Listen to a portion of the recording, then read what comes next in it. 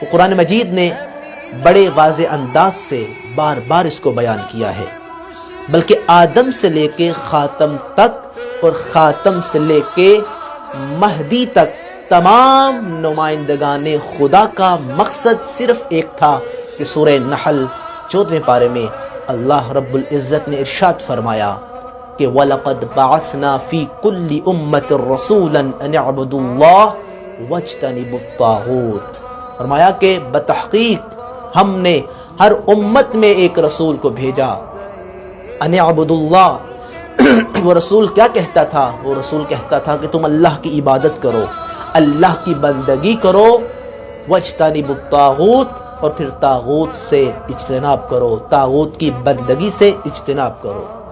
لہذا بعثت انبیاء کا مقصد کیا ہے؟ کہ اللہ کی عبادت کی جائے، اللہ کا بندہ بنا جائے،